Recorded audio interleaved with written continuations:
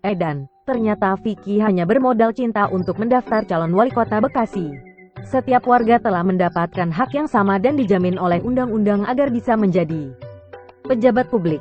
Tidak peduli agamanya apa, sukunya apa, serta bahasanya apa. Selama dia terdaftar sebagai warga negara Indonesia, maka dia berhak menjadi pejabat publik. Tidak boleh seseorang dilarang untuk menjadi pejabat publik. Hanya saja, setiap orang juga harus mampu melihat kapasitas diri. Jangan sampai karena hanya bermodal nekat seseorang mengajukan diri sebagai calon pejabat publik. Setiap warga negara memang berhak menjadi pejabat publik. Namun tidak setiap warga negara pantas dan mampu menjadi pejabat publik. Hanya orang-orang yang memiliki kualifikasi tertentu yang bisa menjadi pejabat publik. Rencana Vicky Prasetyo yang ingin mendaftarkan dirinya sebagai calon wali kota Bekasi cukup menggegerkan. Banyak orang yang mengira bahwa ini hanya lelucon saja. Hampir tidak ada yang merasa yakin seorang Vicky Prasetyo serius ingin mendaftar menjadi wali kota Bekasi selain diri Vicky sendiri. Hal ini bisa dimaklumi. Vicky adalah sosok kontroversial dan pernah terjerat kasus penipuan di mana dia menipu mantan tunangan Zaskia Gotik. Hampir jarang sekali yang respek kepada Vicky. Makanya mereka hampir tidak percaya Vicky hendak mendaftar sebagai calon wali kota Bekasi.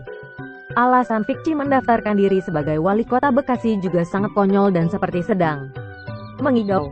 Langkah mengejutkan tengah disiapkan Vicky Prasetyo. Mantan tunangan Zaskia Gotik itu baru saja mendaftarkan diri menjadi bakal calon wali kota Bekasi.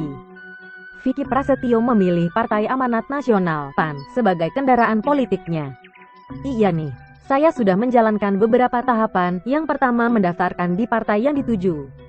Nanti aku akan menyiapkan untuk tahap berikutnya. Saya daftar di PAN karena memang saya punya kedekatan emosional dengan mereka, ungkap Vicky.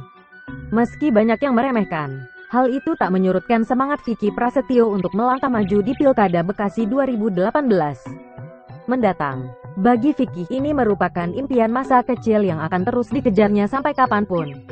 Ini merupakan impian saya, Mas. Apapun itu akan saya tempuh. Sampai saat ini saya sudah menjalankan administrasinya, itu menandakan keseriusan saya. Bahkan saya juga mengorbankan syuting saya, kata host Facebookers itu. Berbeda dengan calon wali kota lainnya, Vicky Prasetyo mengaku punya satu modal lain yang lebih besar dari sekedar materi. Bekasi itu sudah cukup baik dari segi ekonomi dan pembangunannya. Kalau saya mungkin akan lebih menawarkan ke sisi humanisnya. Karena belakangan ini kita diterpa konflik berkepanjangan soal perbedaan keyakinan, ras dan golongan.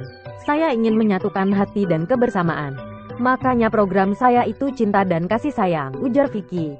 Nekatnya Vicky mendaftarkan diri sebagai wali kota Bekasi ternyata hanya bermodal impian dan cinta. Saya menduga Vicky menderita rasa percaya diri yang sangat akut sehingga dia tidak bisa menilai kapasitas diri. Bermodal keyakinan, impian masa kecil, dan cinta, Vicky tanpa malu-malu mendaftar jadi wali kota Bekasi. Menjadi wali kota bukanlah perkara mudah.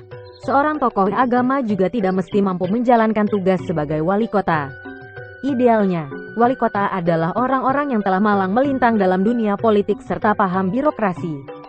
Di pemerintahan, seorang wali kota dituntut memiliki kemampuan yang komplit. Begitu beratnya tugas wali kota. Banyak yang lebih memilih tahu diri dan tidak mencoba bersaing menjadi wali kota.